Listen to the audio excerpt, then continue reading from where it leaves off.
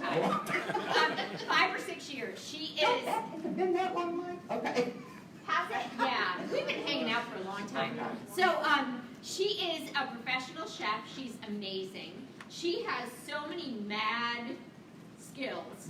And she is kind enough to bring them to you guys so that we can spread the love and learn how to make our vegetables taste better and delicious, because they have got to be a really important part of your program.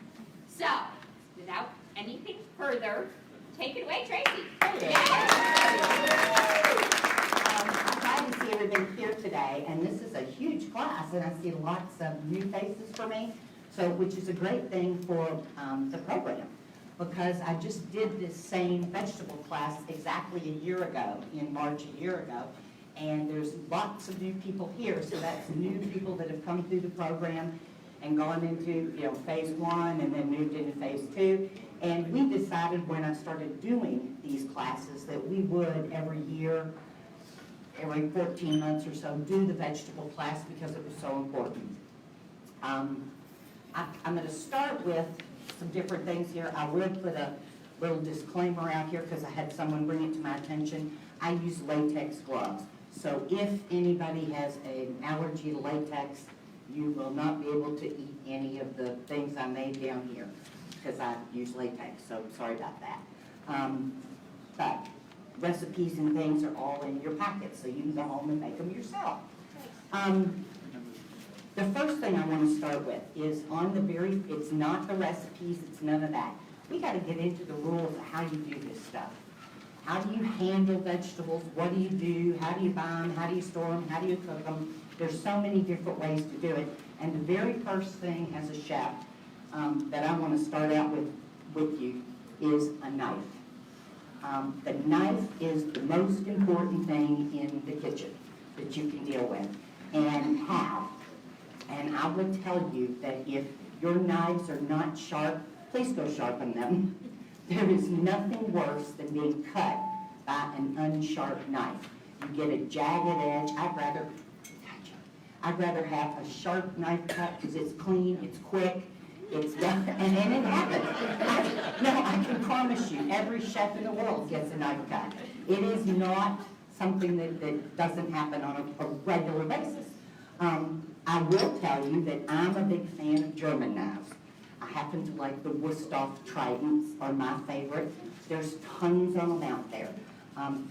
You can buy great big chef knives like this, and if that fits in your hand and feels real comfortable, great, use it.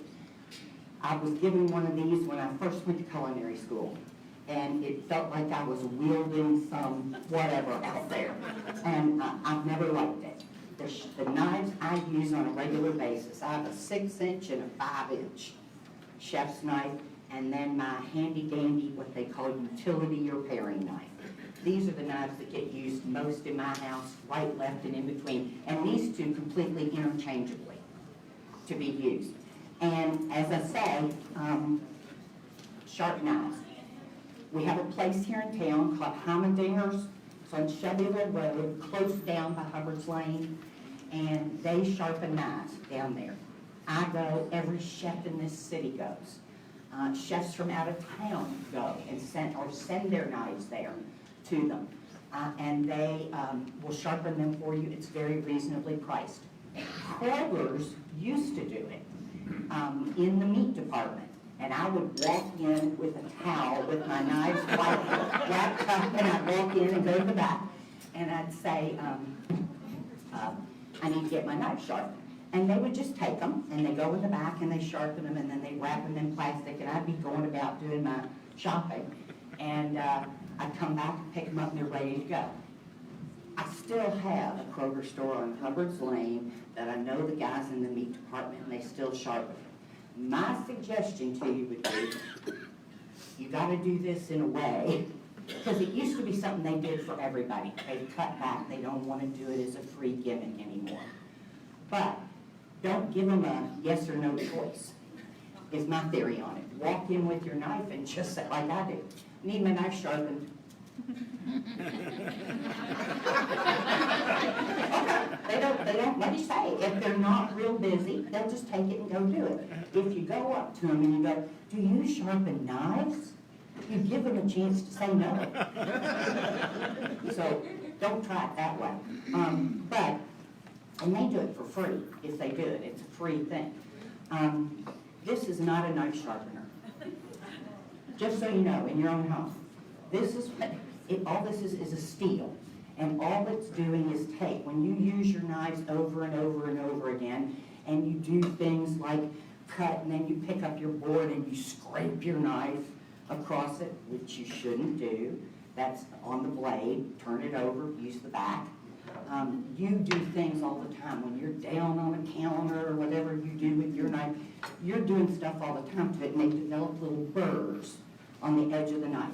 That's all the steel is doing, is getting rid of the little burrs on the end. It's not actually sharpening your knife, just so you know that. You can buy little knife sharpeners to have at home. I have one that I use in between times. This happens to be one, it's a German one from Henkel's, but you can buy them. My mother has one from Cuisinart that's this electric thing with 3 different kinds to use, Japanese knives and German, all kinds of stuff. Whatever you want to use. But I just recommend having a sharp knife. Biggest thing that I can say. Veggies. To start with, vegetables are a living, breathing thing.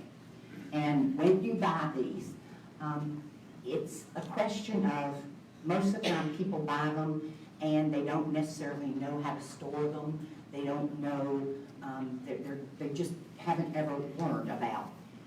The biggest tip that I can tell you is how you see it in the grocery store is how you should store it. If it's not under refrigeration, don't put it under refrigeration. So all those fruits that are sitting out, the tomatoes that are sitting out, the potatoes that are sitting out, not in refrigeration, they don't need to be refrigerated when you buy them. The grocery store has a ton of money invested in their produce and they want it to last as long as it can. So the way you see it in the grocery store is the way you should store it. Biggest tip I can give you. And you always, of course, you want to look for things that are unblemished. You want to look for things that have a good color to them. They're not brown. They don't have soft spots in them. Any of those kind of things. But those are things that everybody really knows.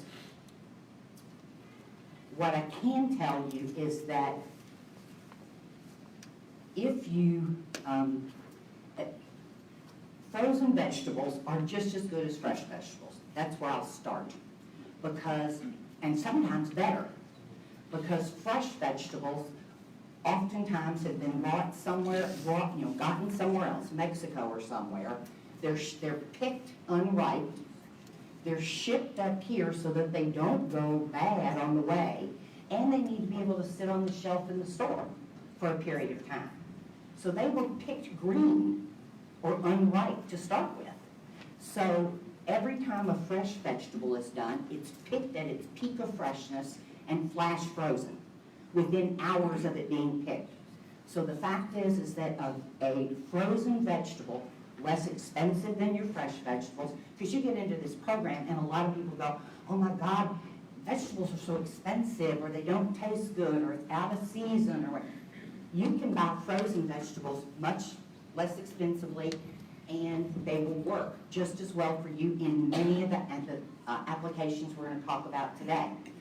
If you can, try to buy vegetables that are in season. They'll be less expensive for you. That's why, like asparagus in the middle of December is $4, and you go to Kroger in the spring and it's 99 cents a pound, because you're getting fresh at the time. Canned is your least choice that you would want to use. First of all, typically they've had salt added to them. They've had some sort of sodium benzate or something to preserve them in the can. And this whole thing these days, not all cans are BPA free or, not have some sort of chemical that somebody's worried about getting.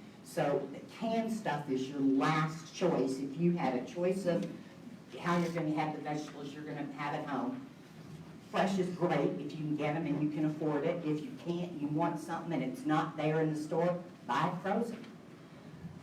So I'm gonna say that about that.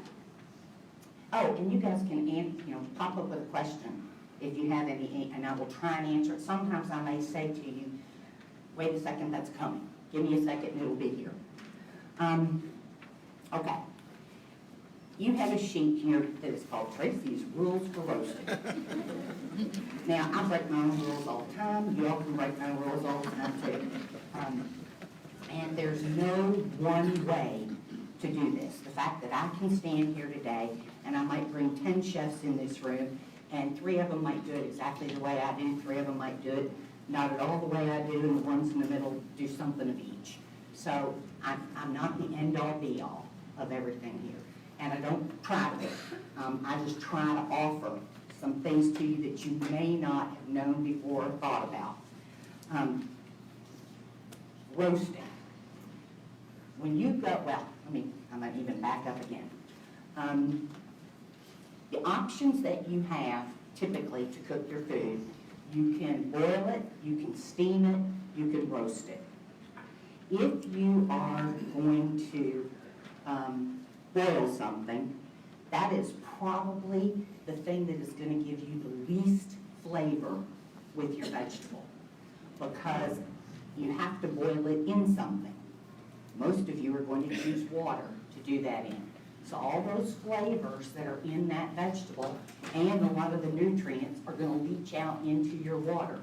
And you're going to be adding a bunch of water to your product, so it can get soggy or get mushy, get overdone. If you're going to choose to boil something, I would ask you to do it in something that is going to add flavor to it. Forget water, start cooking in broth, low sodium broth. Cook your carrots in, if you're going to boil them, in low sodium chicken broth. Wine, lemon juice, vinegar, apple juice. Some of your Traci syrups can give a flavor to something, can go in and help flavor. You want to add flavor to what you're doing, not take it away. So boiling to me is the least optimal way to get your vegetables in. The next way would be steaming. And steaming is great in many ways. Foods can keep their color, it doesn't leach out. You don't end up with as many nutrients leaching out to it. It's easy to monitor. Sitting in a pan that's over some water or over some broth or anything else, aromatics you want to put in there that might help steam flavor into it. So I hope all of you at least have some sort of steamer basket or one of those little things that close up and open. There's some things that work really well that way. I choose to roast most of my vegetables when I can because it adds so much. You take the natural caramelization of the sugars that are in the vegetable and it produces a flavor. A lot of people can remember as a kid having a boiled Brussels sprout and they hate them. They talk about it now, the smell alone. Or boiled cabbage, the smell of it in their house. And they think, I can't eat that, I'm not going to eat that stuff. Let me tell you, if you roast it, it is a totally different flavor that you're going to get from it. You caramelize sugars. You're not adding a bunch of water to make it mushy in there. It just provides you with the opportunity to cook it underneath what you want it to be. What I mean by that is, most people want to cook their vegetables and we overcook them. And I'm not talking about going ahead and cooking things that whole al dente way, where everything's still way too crunchy on your plate. It looked great, the color stayed, but you go to cut your little baby carrot or something on the plate and it goes flying across the room. That's real embarrassing in a restaurant. But if you go ahead and can roast your vegetables, you get color out of them, you get flavor out of them, and then you can add stuff to them when they're through to enhance a flavor the way you might want to do. So I'm a big fan of roasting. I know a lot of you have got air fryers these days. And the tip I'm gonna give you on that is, if you want to convert a roasting recipe to your air fryer, reduce your temperature on your air fryer by 25 degrees from what the roasting temperature would have been, and reduce your time by 20%. So if you were gonna roast something at 425 originally for 15 minutes, you're now gonna put it in your air fryer at 400 for 12 minutes. So reduce your temperature by 25%, your time by 20%, and keep an eye on it. And again, that is a judgment time. If you've got a really thick stock, or you cut your things really small, or you have them really big in chunks, it could be a little more, a little less, but that at least gives you a guideline, something to judge by. Mhm. 25 degrees, sorry, by 25 degrees, excuse me, thank you, and 20% time. Roasting. Roasting is different than baking in the sense that it is strictly basically a temperature. Roasting is anything that is 400 degrees and higher, high temp. You want a good high temp that is going to go with things. Baking is when you're at 350, 375. Anything under 400 degrees, you're baking. You bake a cake. You bake biscuits. You've got something that was a bunch of ingredients put together that you couldn't necessarily eat on their own, and you bake them at a temperature and you end up with a finished product. Roasting is you take a product that you already had and could eat the way it is, a roast, a vegetable, and the temperature is going to caramelize it, cook it, but you're not changing the chemical makeup of it. Does that make sense? Okay. So get your temperatures up, 425, 450. Don't be afraid to get the temperatures up on it. Pans. I'm a big fan of sheet pans that we always used in kitchens when I was teaching at Sullivan or when I was running Julep's Catering. Half sheet pans, quarter sheet pans. You put two of these together and you have full sheet pans that would be this size. Most of you do not have ovens. Most of you do not have ovens that would hold a pan that big. They do in commercial kitchens. But you can buy heavy-duty sheet pans like this. This is a heavy-duty aluminum one. I bought this one. It's the Crofton brand. You know where that comes from? That's Aldi. They had them, two of them in there for $12.99. You can buy them at Target. You can buy them online. You can buy them at the Dine Company over on Preston Highway, which is a restaurant supply store. Walmart has them. But you want to get heavy-duty sheet pans. The reason being, a lot of times with an edge on them. The ones that you tended to buy in the old days, you know, they were much smaller. They were like a jelly roll kind of a pan, and they were smaller, and they were also made, you put too much heat to them, and they'd start bending and warping. These pans will not do that. Now, you can tell this is a brand new one. It's in really good shape. I had ones at home that do not look like this. But I did not bring those today, but I use them all the time. And you'll see why shortly. Here. What do you think about the stone? I have like a paper chef cookie sheet that I roast my stuff on. But, I mean, what do you think about the stone type? If it works for you, great. You know, Does it get hotter or? not that I know I of. mean, I do things at 450 or Yeah, 425. you know, I don't know, I haven't cooked with it other than a pizza stone Yeah. type of thing. I've never Well, it's the used. same thing, it's a cookie sheet. I've Yeah. never had a cookie on it in my life. Yeah, I really can't answer that because I've never used it that way. As I say, I've used the pizza stones where you're trying to re-crisp something up when you bought your pizza and they deliver it and you throw it in there for a minute to re-crisp that crust. But of course, I haven't done that in a long time, Chuck. But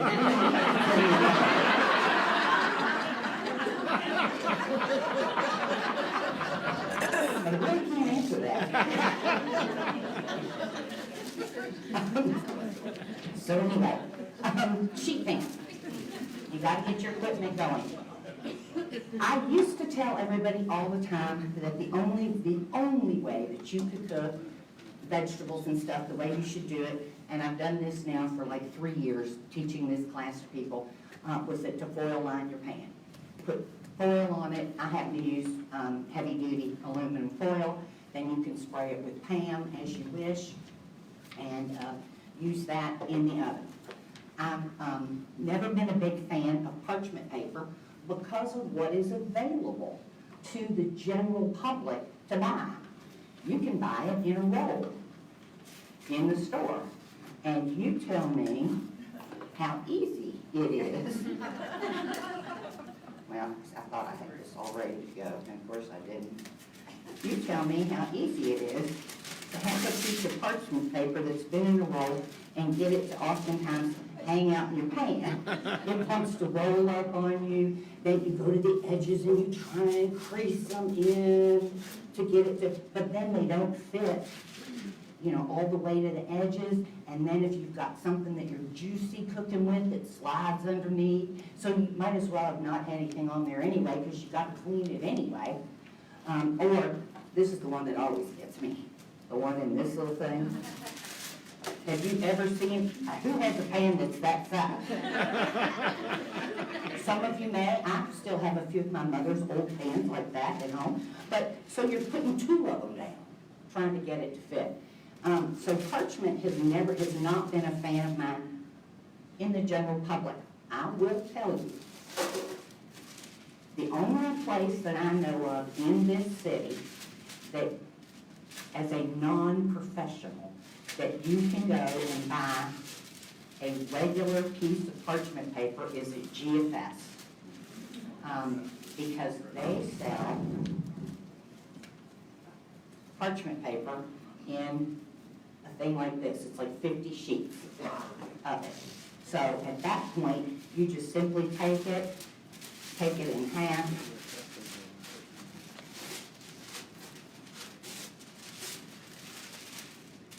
and it fits your sheet out straight. Fits in there perfectly. And again, that's all well, fine, and good. So if you like parchment paper, go with it. For a long time, I was on the side that there was no difference in the finished product, whether I used parchment paper, whether I used foil, or whether I used a naked pan. I have come in recent months through my own experimentation to realize that that is not a true statement. It may be cleanup is easier, so if it's easier for you and you prefer to foil line a pan and know that however messy and gross it gets, first of all, oftentimes I was able to just take a paper towel and wipe it off and reuse that piece of foil. It's not like I had to just throw it away, one-time use. Parchment paper is one-time use. You can't use it again. It's going to brown and cook and do in the oven. So it is a one-time use. But either of those things on top of a pan is going to affect how the temperature of the pan gets to your item you've put on it. And so recently, I have started, depending on the vegetable, and we'll talk about it in a minute, doing some pans that I call naked pans. And I actually preheat them in the oven with the oven, so that as the oven's preheating, these pans are actually in there, and they're getting hot too. So when you put your vegetable on them, you literally are taking that out of the oven, putting your vegetable, and you can hear it start to sizzle the minute you put it on there, and then throwing it back in the oven again. You're going to get better color on that side. When you take it out and rotate it, it just transfers heat better. Some items I like it with, some items I don't. I started doing it originally with asparagus. And the reason I started doing it with asparagus was because it was suggested to me that asparagus is so, well, let me pull it up here. You can have asparagus that's really, really thick, which is not what I would suggest that you eat because the stems and things get tough. But I also don't like the asparagus that's really, really thin. I mean, even thinner than this, because again, it gets cooked too quickly. You can't get any color and stuff on it before it's overdone.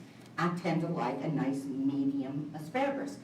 But again, they're so thin that at a high temperature, they're gonna cook fairly quickly. So I started, that was the first time I started using a pan, heating it in the oven, take it out, then throw my asparagus in there, throw it back in. And I would find that all of a sudden I'm getting nice bits of brown color on it. And I could pull it out and end up with something that wasn't overcooked and still get color. And so I thought, well, let me try this with other vegetables. And it works very well with what I call dry vegetables. So, Yes, when you're preheating the pan, do you have any of the spray stuff? nothing. I was gonna say. I put nothing on it to start with, because that stuff's just baking Right. in the oven at that point, so I put nothing on Is the cleanup easy? it. Excuse me? Is the cleanup easy or is it harder? It is easy if you do it with what I call dry vegetables, which I will get to in just a minute. Yes? Tracy, could you repeat the question so that we make sure we Oh, get it? she said, the one was When you answer. was clean up hard on the pan. Not if you're, and again, in a minute, I'm gonna get to what I call wet vegetables versus dry vegetables. And on dry vegetables, which is the only way I would recommend that you do that, naked pan theory, no, the cleanup is not bad.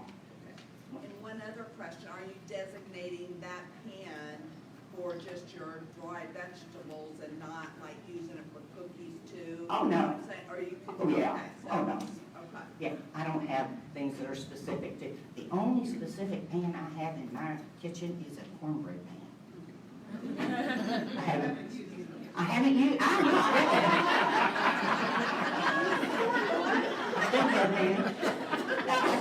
have a 6-inch cast iron skillet that is used for nothing but cornbread. When you say dry vegetables, I'm gonna get, once you heat them, oh, you're gonna get. I'm gonna get to it in just a minute, give me just a minute. Okay, as you prep your vegetables to go, which I'll talk about with each of these as we get to them here, as you're prepping them and getting them ready to go into your pan, we'll talk about them individually and separately, but what I want to bring up to you is don't overcrowd your pan. Once you have, that's one of the biggest mistakes that people make. You put way too much stuff on your pan, and then you put it in the oven, and it's steaming on top of one another. There's not anything roasting about that. Go out and buy yourself a couple of pans and have 2 pans. If you're doing so many squash and zucchini or mushrooms or fennel or whatever it is you're doing, go ahead and get some more pans and do 2 separate pans, particularly if you're using it for meal prep versus just for something you're going to eat that night. Because that's where people get in real trouble. They're steaming, not roasting, you don't get color, and it just doesn't work as well for you.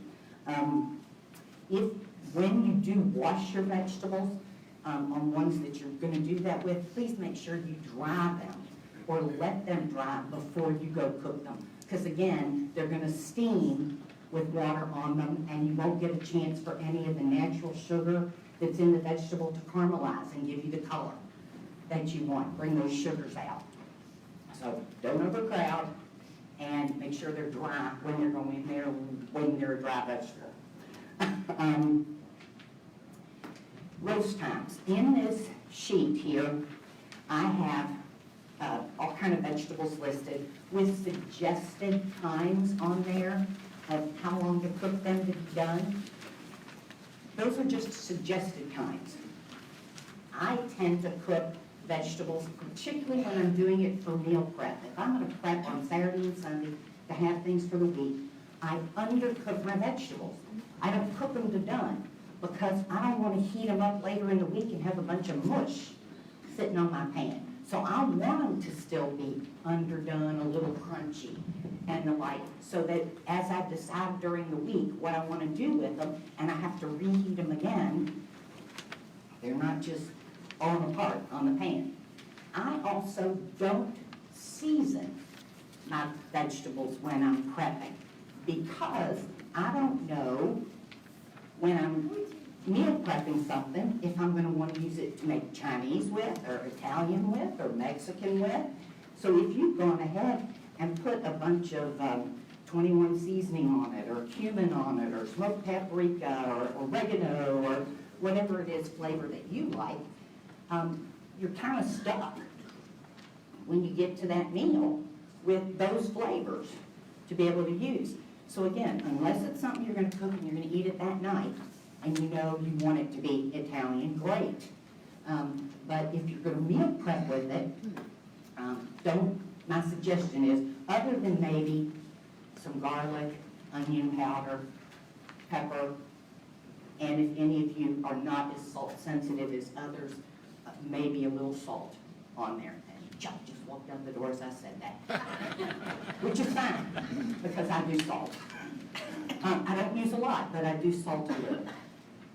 But that's all I do when I'm prepping. And the other thing that is really important is that you, after your vegetables, when mine come out of the oven, I always have another pan sitting there that is cool, and I take the stuff out of one and put it on the other. Because if you let it sit there on that hot pan, it's just gonna keep cooking.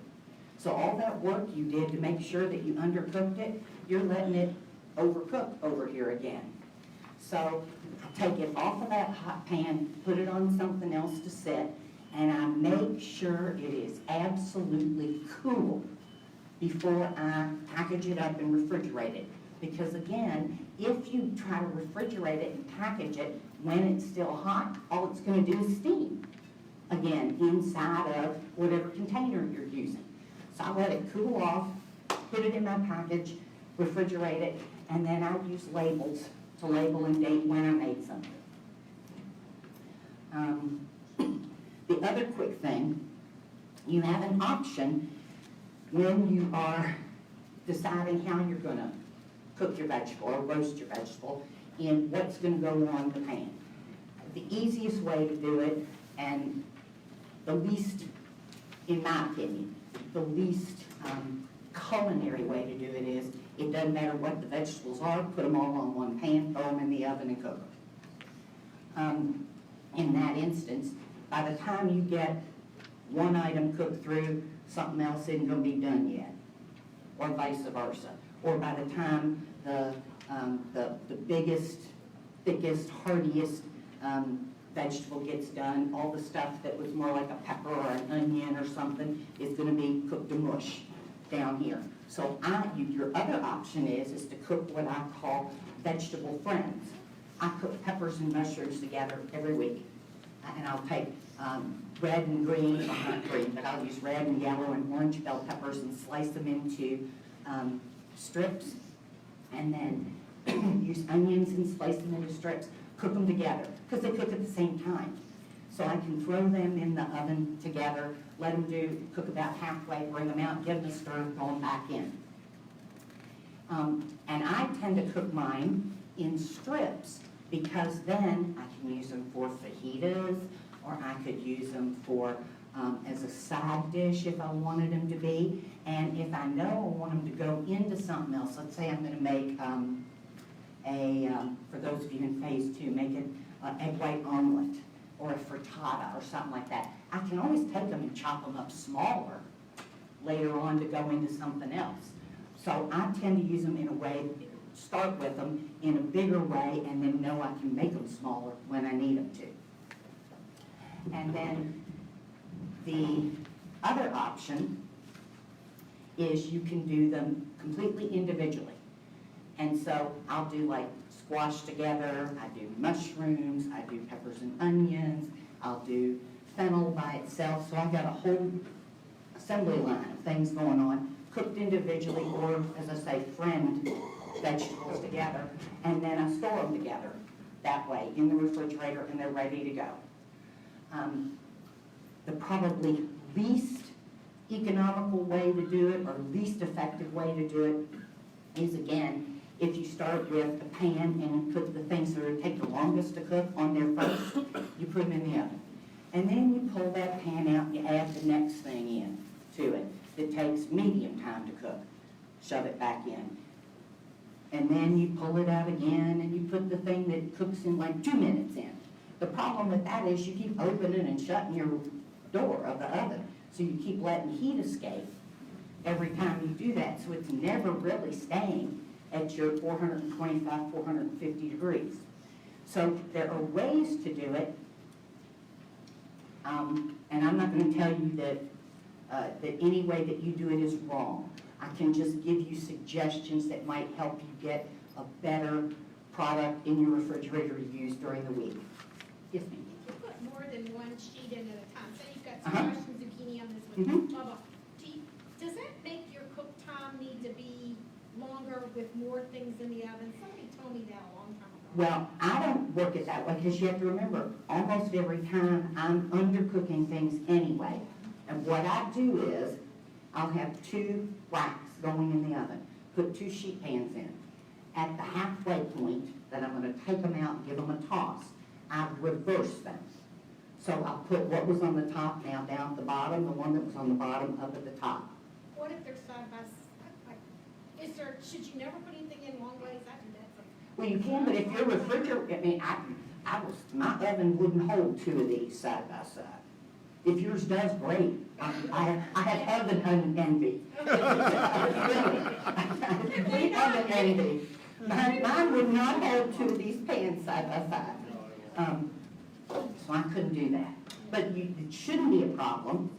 What I might do then is hopefully you kind of have an idea about your own oven if you have hot spots. So if you know that when you need to take it out, you need to turn them so that what was at the back is now at the front. Because some people have hot spots in their oven and they get to know that about it. So reverse them, turn them at your halfway point. Yes, With frozen, yes, thaw them out first. no, and we're gonna get to it. Yes, I've roasted red peppers before, and I've always peeled them. But if you cut them in strips. well, you're peeling them to use them as a roasted red pepper to go into Right. something. I'm using them more, just like you would use yellow, red, green, orange, yes. Not in the roast, not in that sense of where you roast the whole thing and peel it, let it sweat, and Yeah. different. Yeah, thank you. Can you put more than one pan, like with layers? Yes, that's what I just said. Oh, okay. If you've got 2 racks, I put one on one rack and one on the other, and then at the halfway point, I take them out and reverse them. What was on the bottom's now at the top, and reverse them that way. Tracy, Yes. our oven has a convection roast Okay. setting. You can use that. Convection oven, reduce your temperature by 25 degrees. Okay. Now, I will tell you, the point of convection is that it's using forced air. Instead of just ambient heat to come in and get things, it's using forced air. When things are just flat on a tray, you're not getting that air circulation as well if you were on a rack or something underneath. So you're not getting that. Using the convection isn't necessarily giving you all of the benefits of what convection is meant to give you Okay. in that instance, because it can't get underneath the item when it's flat on the So it's tray. better just to use a regular setting? Absolutely. Yeah, okay. Yeah. Thank Now, you. I'm not saying you can't and that you couldn't put a rack on there and do all that, but I don't have that many racks and, Yeah. so that air is getting through it and do it. But if that's the case, and you do, yes, reduce your temperature by 25 degrees. Okay, thank you. Absolutely. Okay. That gets us through all that stuff and takes us now to the actual vegetable chart. All right. And I'm going to try and some of these run through quicker than others. And some of them I don't have a whole lot to say about because some of them are, I'm going to try and spend more time on the stuff you may not be as familiar with than broccoli or carrots that you tend to be more familiar with. Wet versus dry vegetables. When you start cutting a vegetable, you know whether it's a wet vegetable or a dry vegetable. Things like anything that's frozen. And you can roast frozen vegetables from frozen. That's what I was gonna Absolutely, and it starts right here on your chart. I started with artichoke hearts, which is one of my all-time favorite things. I buy them at Trader Joe's, Kroger has a version of them, quartered artichoke hearts. And you just set up your pan however you choose to do it, whether you're gonna use the parchment or a naked pan or a foil lined pan. In this instance, with these guys that are wet, I use a foil pan because they're gonna be wet. And they have juice come out of them, so I wanna be able to dry it off. Tracy, do you Yes. use an air fryer for wet vegetables? Yes, you can. Yes, you can. I have not tested the temperature and the length of time. So yes, you can, but you're gonna have to look at it, see based on your air fryer, how big it is, what the, wattage is, on how it will work. You'll have to play with it yourself. But yes, you can. Artichoke hearts, broccoli, cauliflower, any asparagus spears, any of those things you buy frozen, in the frozen state, you absolutely can throw them on your pans. And in that instance, all I do is heat the oven up. I take all my little artichokes here, I just empty them into the pan, and I line all mine up like little soldiers. Because, well, I do. I'm OCD, that kind of thing. Well, the reason I do is because they have a top and a bottom. And if I'm gonna put them in here and start cooking them, and take them out halfway, and I want to be able to turn them, then I can very easily know what direction they're in. And if you just start with them plopped down there, you never know if you really got them turned. And I can tell you, I don't think I can do, anybody can take my fingerprints on these two fingers, on these two hands, because I'm turning vegetables real quick and it probably burned them off. My fingerprints off by now. But artichoke hearts straight from frozen into the pan, I'll line them up, as I say, like little soldiers all in there, throw them in the oven. As this says here, it's like 30 to 40 minutes, so I'll go like 15 minutes with them, pull it out, then I go back and I flip them all. Do you preheat the pan? No, in this instance, I don't. As this says here, 425, 450 degrees, heavy duty foil line in here. I'll spray it with Pam on there. I don't, with it, what I call wet vegetables, I don't have to add any other spray, Pam spray to the top, if I wanted to season them, because they're already wet. They'll hold whatever the seasoning is you want to go on them. So you don't have to add the extra Pam and that extra little bit of calories that would give you. So they start wet, whether it was frozen broccoli, frozen cauliflower, onions, or wet vegetable, peppers, yellow squash, zucchini, all those tomatoes. They all, when you cut them, they're wet. So, as I say here, like the artichoke hearts, I line them up, put them in, cook them 15 minutes, take it out, flip them all over, cook them 15 more minutes, take them out, and then I just take my pan and dump them onto another pan and then make sure I spread them out again, because I don't want them steaming on top of one another, and I let them cool, and I end up with artichoke hearts that have a great little color to them, and and I'm a big artichoke fan. And I will tell you, compared to going out and buying a whole artichoke, and the little bit that you get from it at the price that you get it for, and dealing with the cutting of it, and I love them. They're my all-time favorite, one of my all-time favorite foods. Frozen quartered artichoke hearts were a gift from God. Whoever created that, became a fan, I'm a fan of forever. So I have those for you guys to try today. And as I say, some of these I'm going to run through fairly quickly. If you have a question, don't hesitate to stop me. I'm not doing broccoli or cauliflower. In this instance in here, frozen. You simply, same thing with the artichoke hearts, dump the pan. Now, I will say, dump the bag. I also have tried Trader Joe's has these fire roasted vegetables here. From experience, I will tell you that you don't have to cook these as long as you would cook fresh peppers and onions to do, because they've already actually been cooked. But they do have a product at Trader Joe's that are just peppers sliced, and they're like a red pepper and green pepper and something that haven't yet been cooked. Those you can cook in the length of time that you're doing. And the only reason I know this to be the case is because I did it. So I actually took these vegetables and the fire roasted ones and did them, and they cooked down to nothing. I mean, this was that bag, and it cooked down to nothing. But I have them here for you all to try and see. Or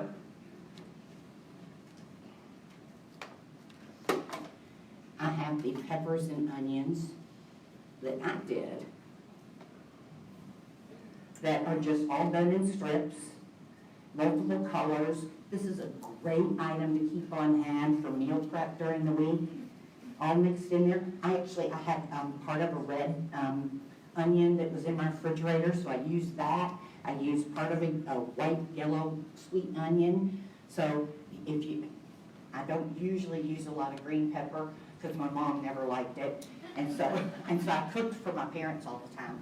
And so I wouldn't use green peppers, but if you do, they blend up great. And so I would just cut them in strips and then throw them on the pan, spread them all out, and let them roast.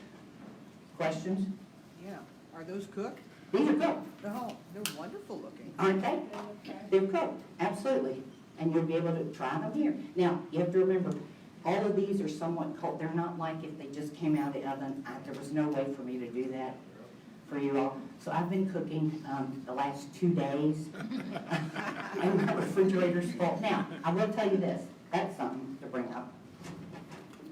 When you're cooking ahead of time, particularly on wet vegetables, when they sit in your refrigerator for a period of time, and let me use something here that I think I can give an example of. These are mushrooms.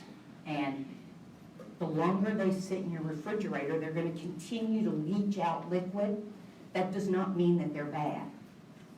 And I would have people that would say, I cooked those peppers and onions like you told me to do on Sunday. And Wednesday, there was all this liquid down in the bottom. Let's see if I get any out of here. A little bit, but not much. But there was all this liquid, they'd gone bad, I had to throw them away. They didn't go bad. There was nothing wrong. That was just more liquid coming out of that wet vegetable. Just drain it. Simply drain it and go ahead and use it. There's nothing wrong with them, I can promise you. And actually, you can cook with that liquid if you want to, because it'll be flavored. And how long? These will keep in my refrigerator a week, if I have them that long. But they will keep 5, 6, 7 days in there. Here's another question, Tracy. Yes. Yes. Oh, I'm sorry. Tracy, on your artichokes, Yes. I love artichokes. Uh-huh. I've not ever cooked them frozen. Uh-huh. But now, do you just use regular Pam, like the olive oil or the butter seasoning? Or I don't use the butter one. I tend to use either the regular old Pam canola or the olive oil one. I actually use whatever's the cheapest. I've used Pam, I've used Kroger, I've used Aldi, I use whatever's cheapest. And do you put anything else on them? Not, as I say, I don't put anything on them to start with when I'm cooking them like this, because I don't know what I want them to go into later in the week. So if I've already seasoned them, then I'm kind of stuck with that flavoring. I really wouldn't know what to put on them if I wanted to just do a sheet, just eat a bunch of them. Well, you could use things like 21 Saute seasoning blend here from Trader Joe's. Here is a lemon dill seasoning that I have used. Here is something it's called sumac, S-U-M-A-C. It's a Middle Eastern spice. It has a lemony flavor to it. And it shows up in that sheet that talks about later in your packet for Middle Eastern flavor pairings and stuff. And so if anybody wants to try it, they can try it.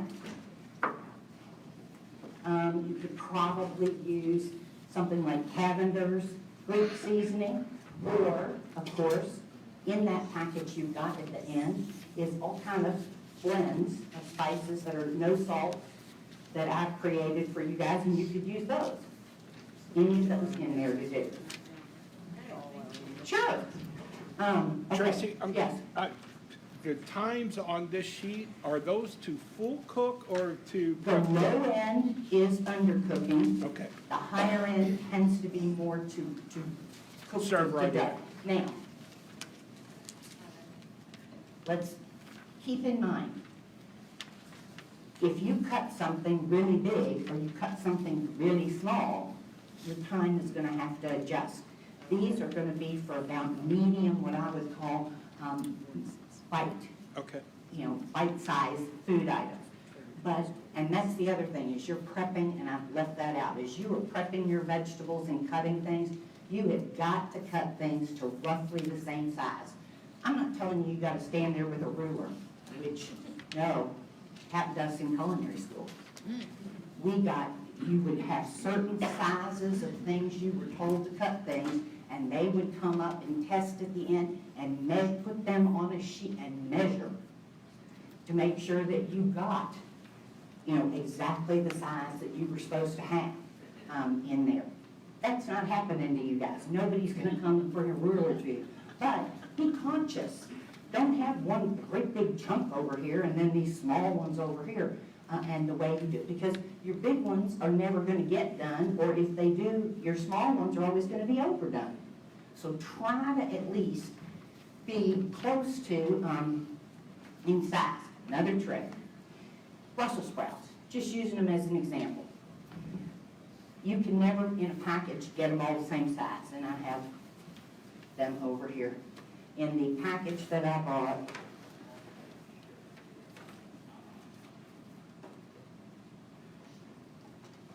now I'm going out of order. I'm running myself out of order. But you have great big ones, and you have little ones in the same package. What are you supposed to do? I will tell you. On a sheet pan, when you cook with it, the outside of the pan always cooks hotter than the inside of the pan.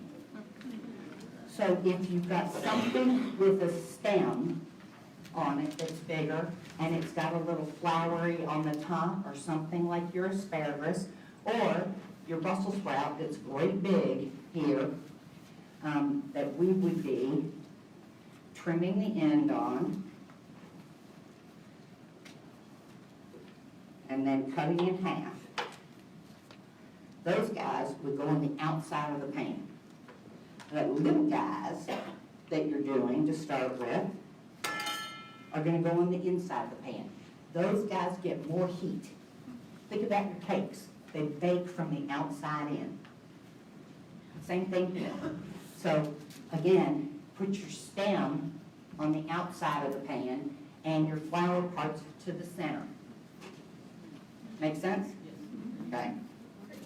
Yes. Do you recommend, like, and somebody told me this one time, I'm not OCD, but on zucchini and squash, is it better to slice it this way and have little No, round ones? we're gonna get to it. We're gonna get to it. Okay. We're gonna get to it. Okay. We did peppers. There, okay, mushrooms. I'm a big fan of mushrooms. It's one of those things you either are or you aren't. And again, with mushrooms, when you buy them in a package, unless you can buy your own and pick them out yourself, you end up with big ones and little ones. I tend to be somebody, I don't like a mushroom that's just sliced. Because when you slice a mushroom,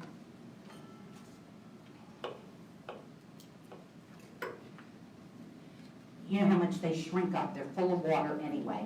And they shrink up to nothing. They don't hold any shape. That would be falling over if it was cooked. They just go to nothing. I like to quarter my mushrooms. and what you end up with. Because one of the things that you eat with your eyes as much as you eat with anything else. And you want your food on your plate to have height when you're eating it. So the fact is that if you've got something like mushrooms and they were all just sliced, they'd be laying flat. If you had zucchini or squash and it was cut in circles going across, it'd all be laying flat. You want something that's got some height. So I cut them in quarters so that they sit up on your plate more. And do. Just a suggestion. And if you have great big ones, you might want to cut those in sixths versus just in quarters on the small ones, so that you end up starting out with these on your tray that would be over here cooking, and then you end up with this to eat as they all shrink down. Now, the other thing I'm going to tell you, I put foil down, I cook those mushrooms. I don't worry about bringing those out and giving them a stir halfway between, because it really doesn't matter.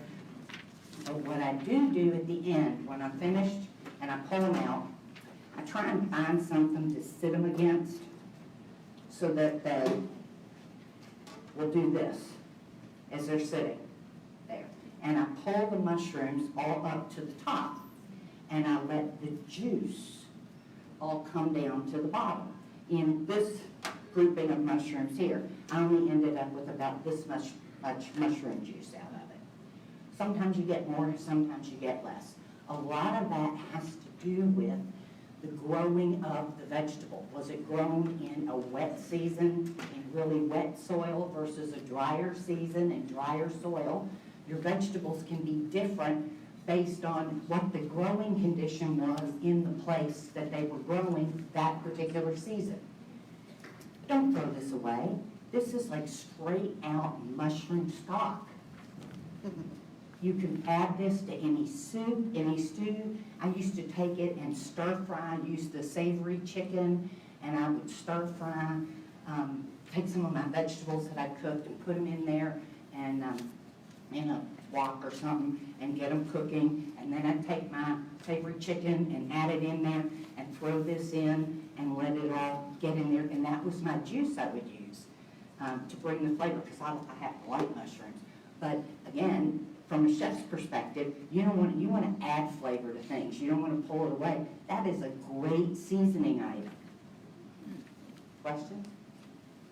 Yes. Can you freeze it? Yes, absolutely.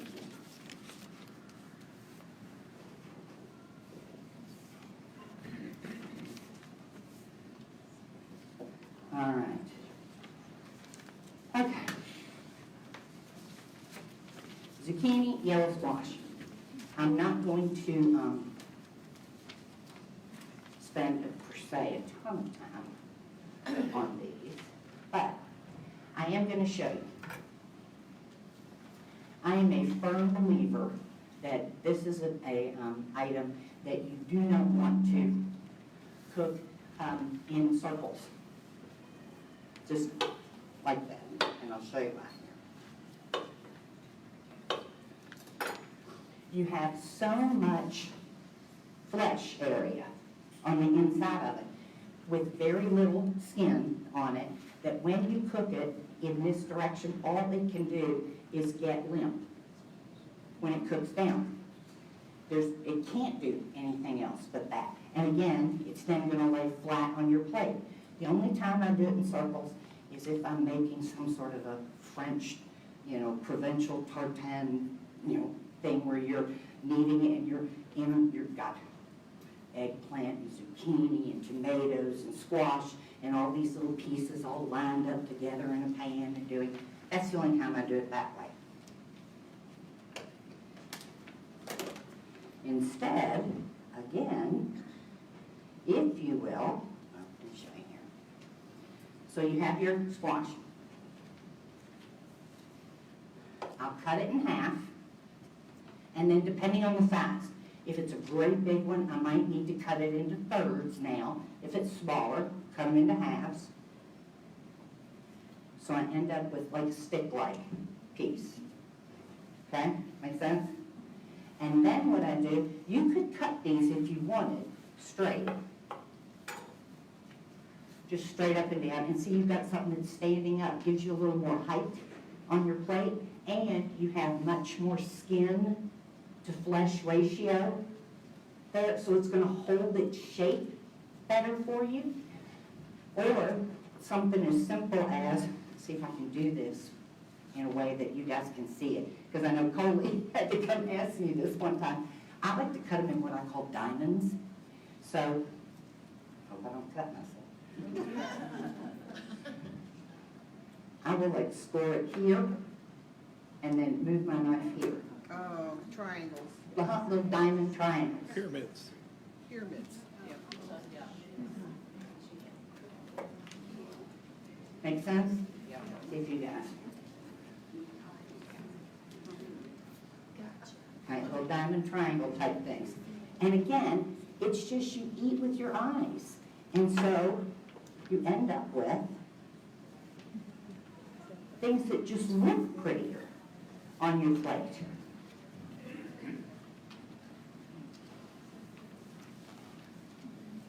They're not so flat.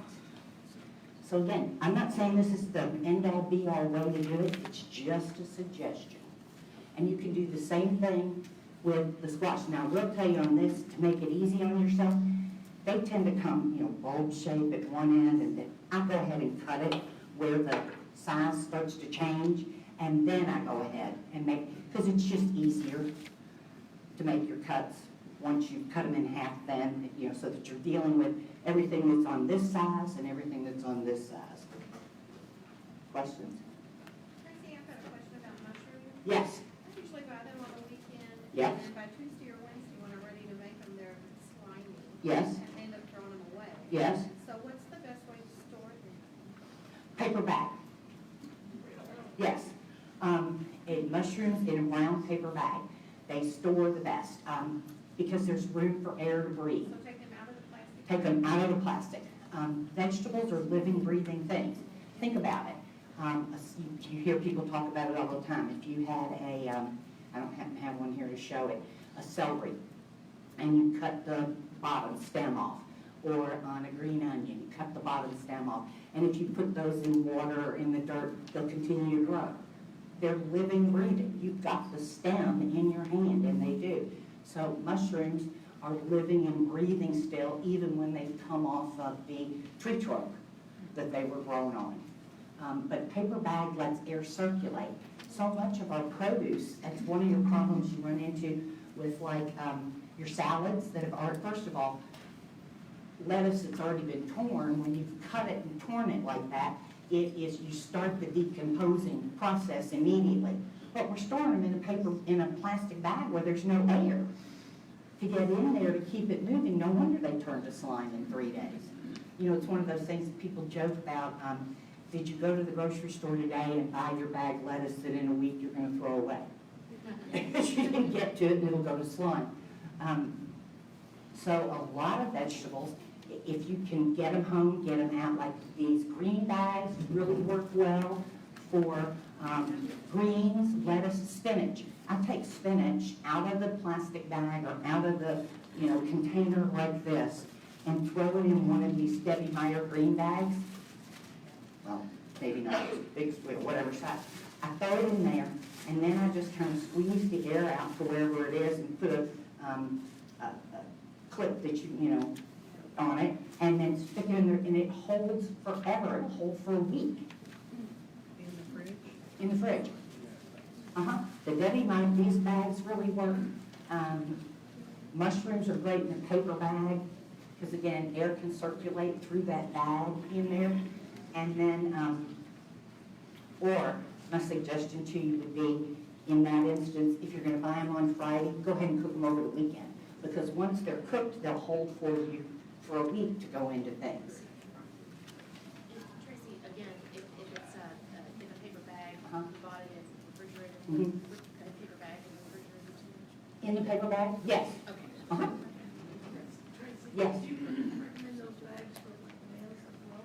for what? The green bags for bananas? No, bananas outside, let them hang by themselves, they put off the gas, that will help turn them and other things.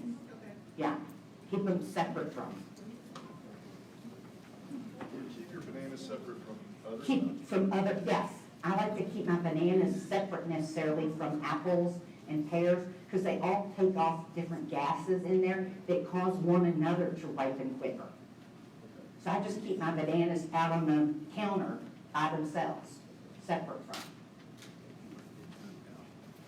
Okay, Back to mushrooms, Tracy. yes. Cleaning, some Well- people say don't clean them, some people brush them, some people put them in water. Yes.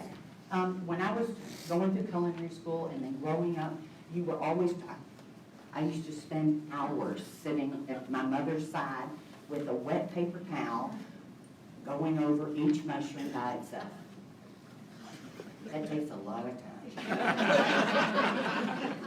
time.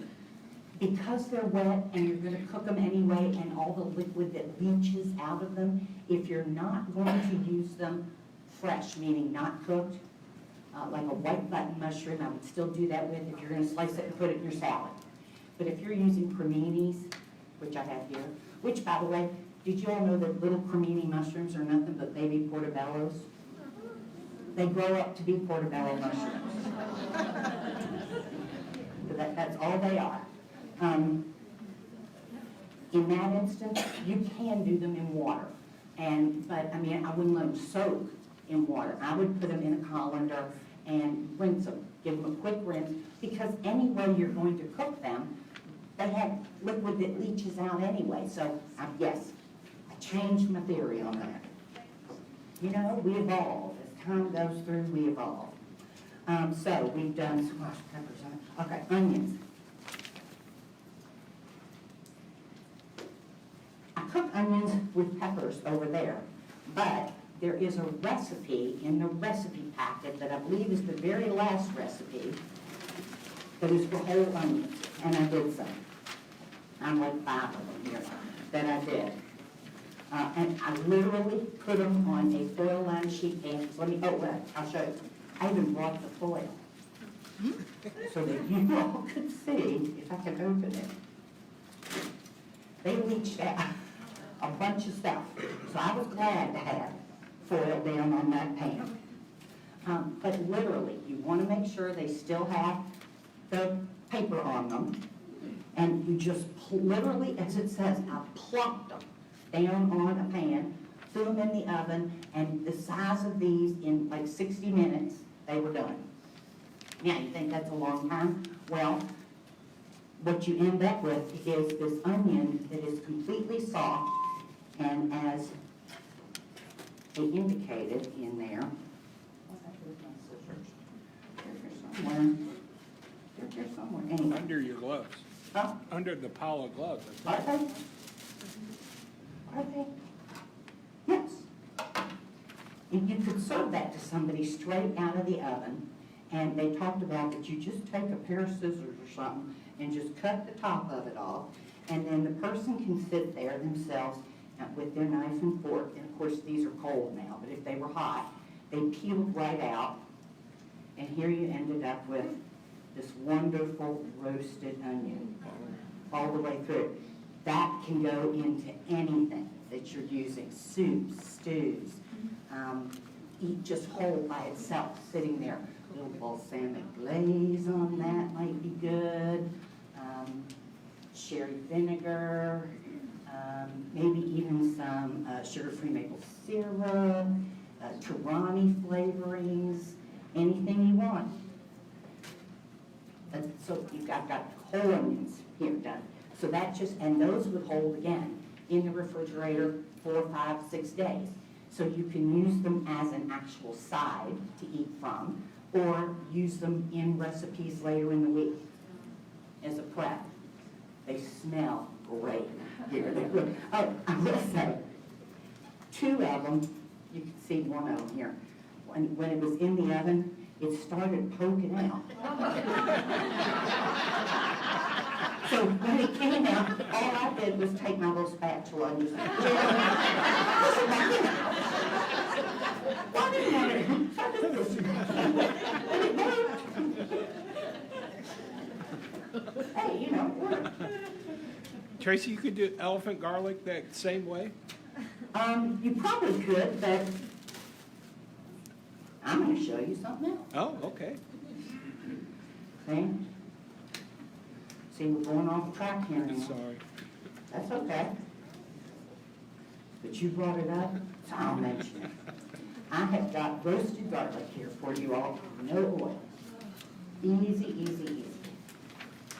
I think it's on the next page, I think. Under dry vegetables, it's not really yet. Head of garlic, okay?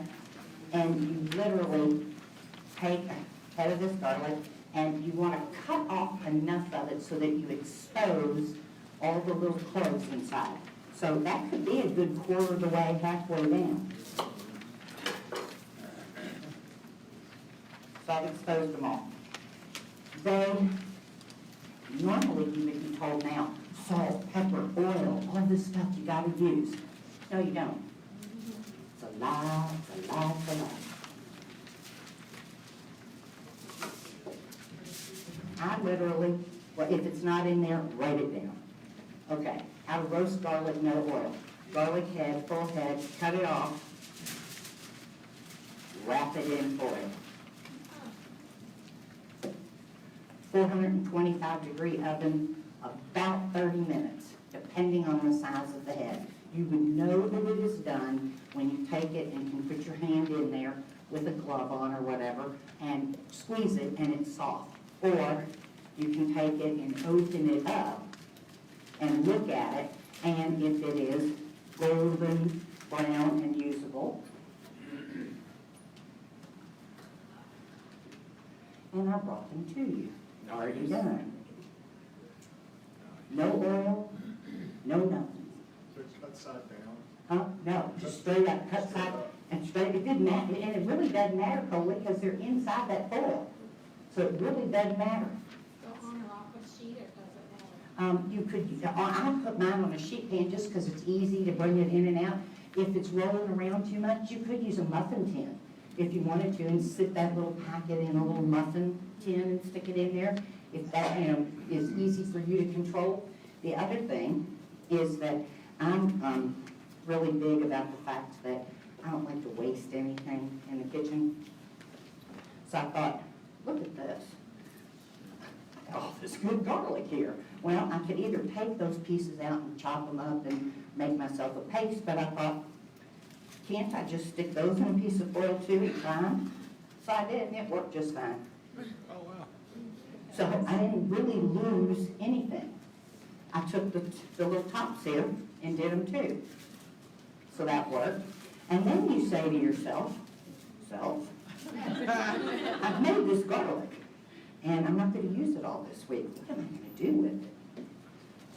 It freezes. Take it, make it.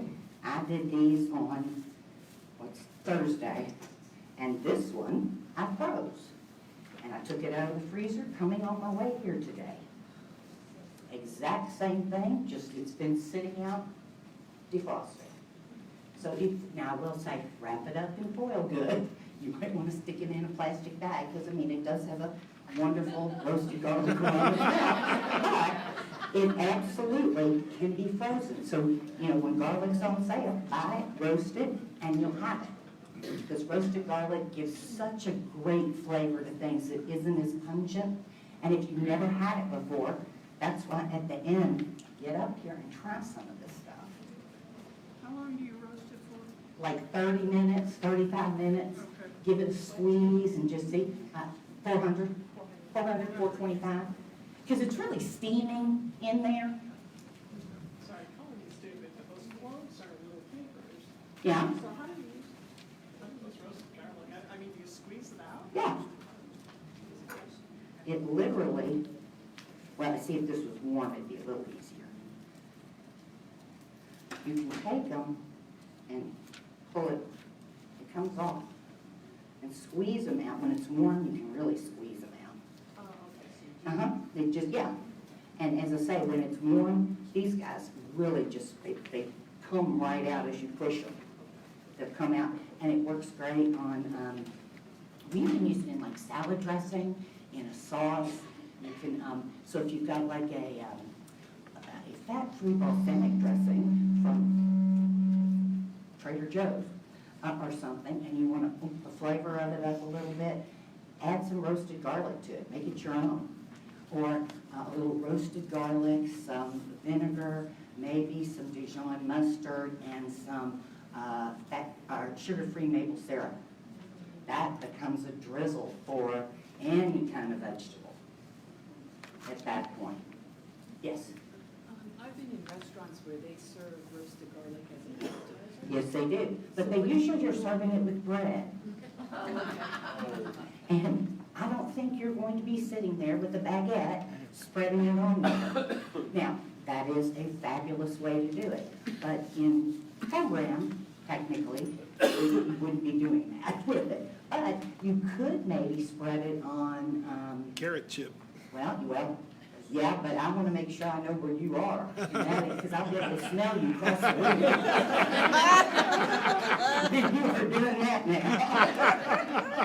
You know, it does clean your pores out, though. It's good for you. Very healthy. And we know vampires will stay away. So, but it might be good with fennel, or it might be good with your salad. Oh, it would be great on like mixed in with the salad dressing to go with the romaine that I have here, oven roasted romaine to do. So, questions?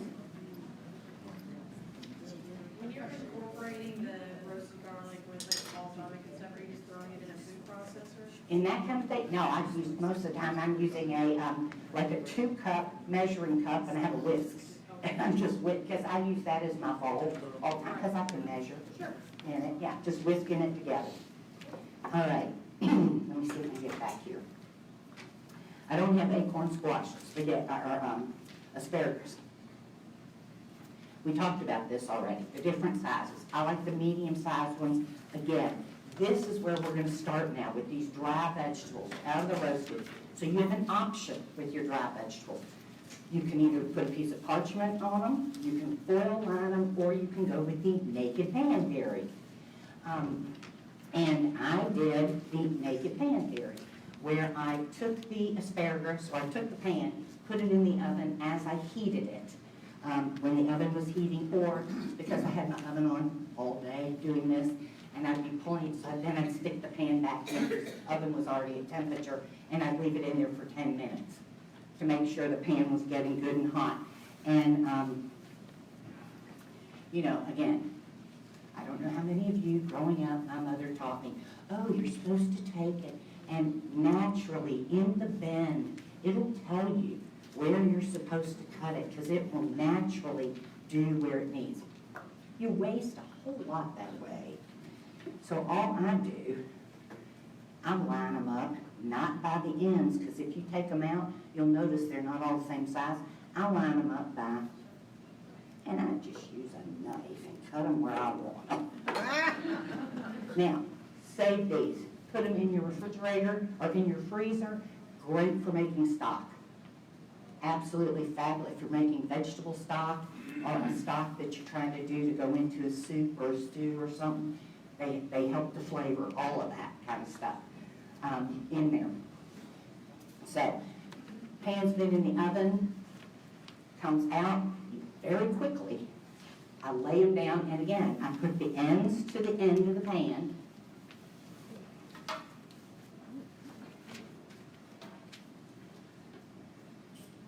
And the stock and the flour part to the center, because it's hotter on the outside, cooler on the inside of the pan.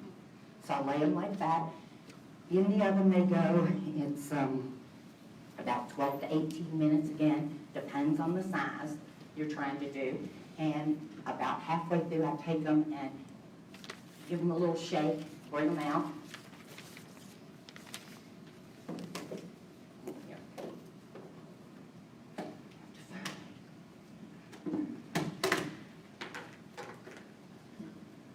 all kind of roasted asparagus. Wow. You know, Tracy, I'm amazed. When you say roasting, I think of something brown and charred.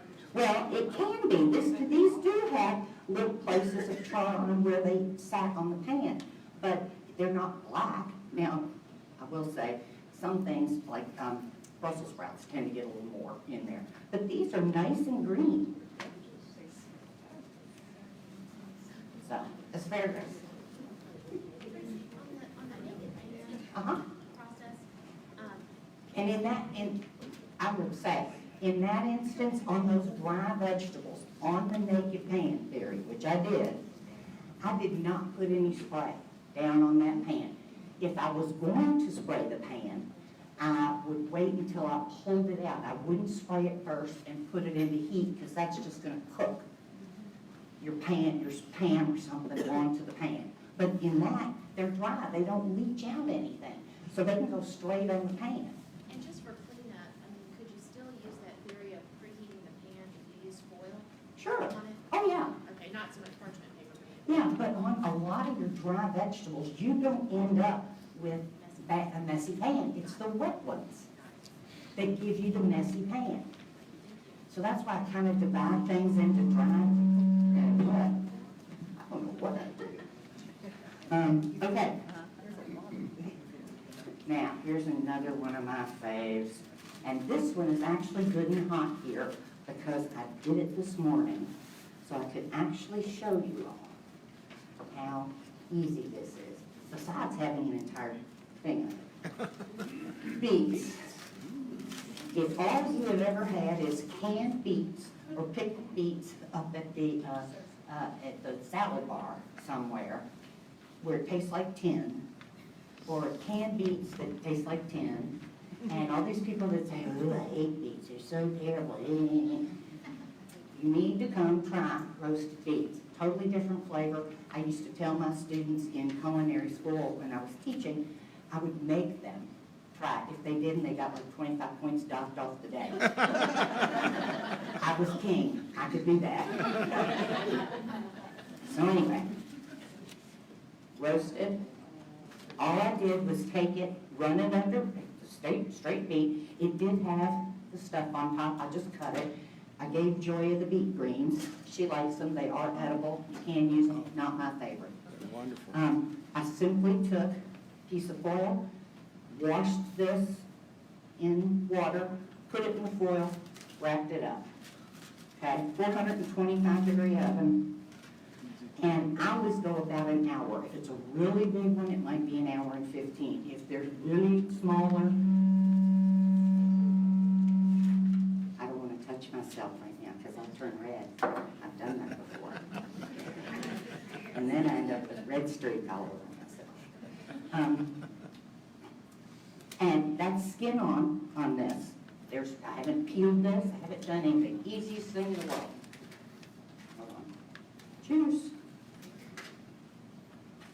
Cheers. Okay, watch this. This is like a miracle. Put on gloves. And the peel, the skin comes right off. Wow. It cannot be any easier. Now, these will keep in your refrigerator when you cook them, week, 10 days.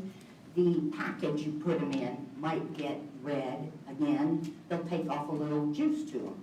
But there's nothing wrong with them, I promise you. If you don't like the juice that's collecting in your Ziploc bag you're keeping them in or whatever, just take it out, rinse it under the sink, under the water, and then use it.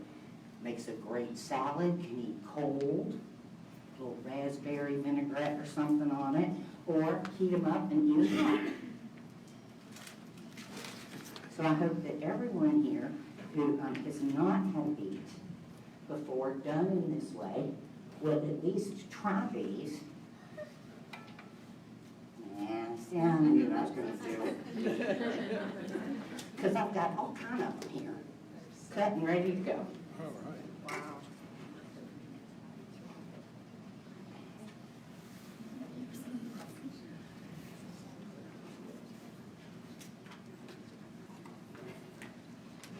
Okay.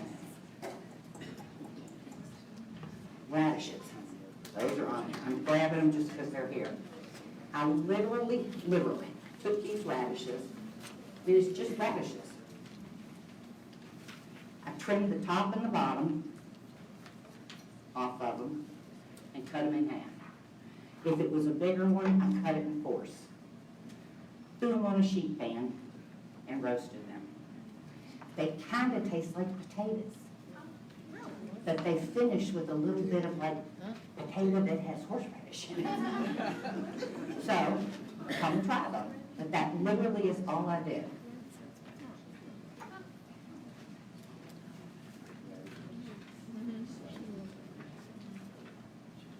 Of course, Joy's back here giving me time, so I'm going, okay, I gotta hurry up, Somebody gets to go home with a ready to go garlic.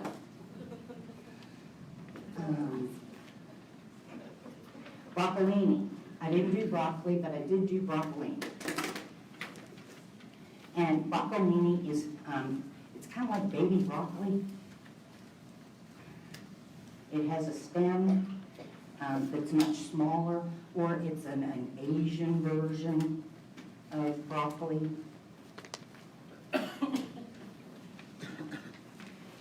Here's one straight out in the store.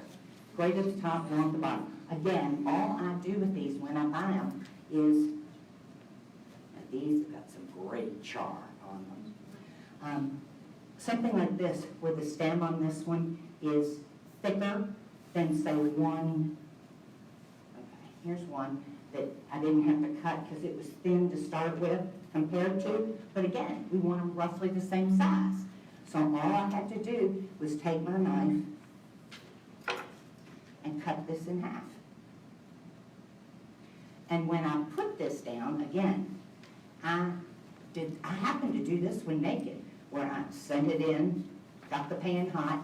When it came out, I put the cut side down so that it would get the char on that side of it.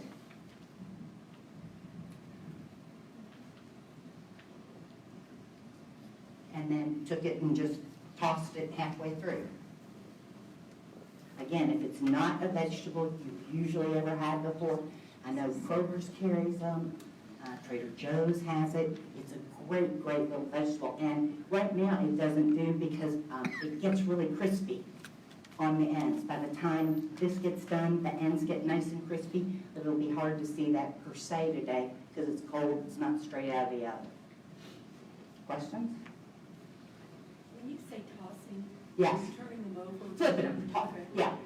If it's something, sometimes I'm actually flipping items, and then sometimes I'm just literally, like with asparagus, it was rolling on there, so I just, shook the pan.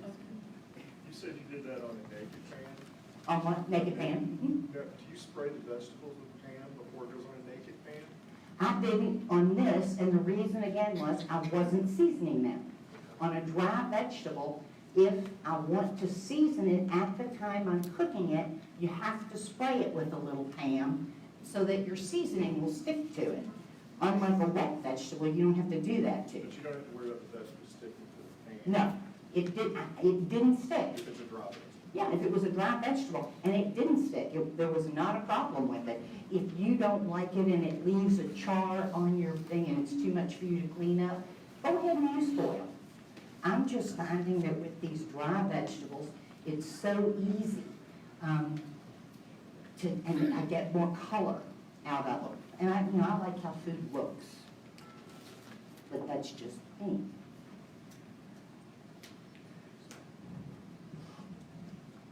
All right, Brussels sprouts. Now, I actually did these two different ways.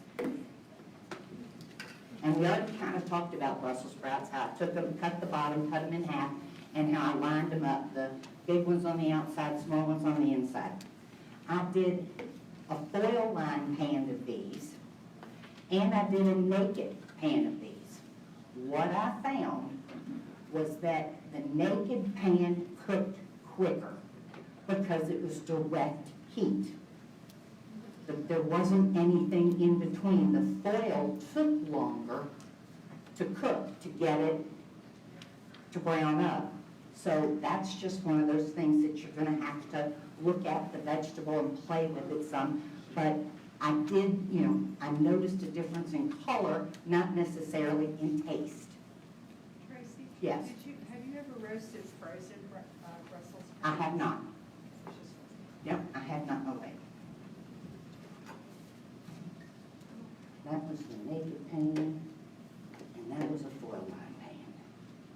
And I mean, really, they're all nice and charred all the way through. Let's see.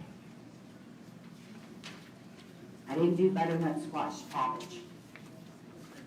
I have a red cabbage and I have a, over here, and I didn't put anything on the red cabbage. I used them on foil pans because that's how I tend to like them. But they could go on a dry pan.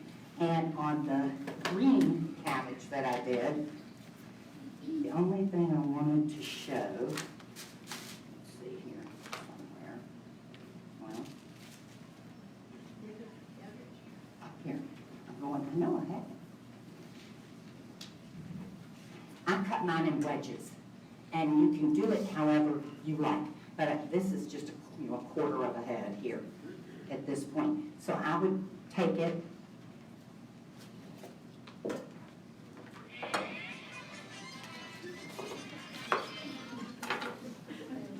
and you end up with basically a steak type of wedge. And I just lay them flat on the pan. And because I was doing this class today, I did season this because some people, aren't as fond of cabbage. So all I put on here was some caraway seeds.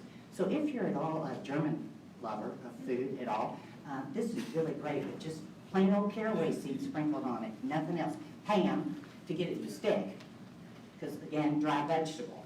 But roasted cabbage, you can see, and that's pretty.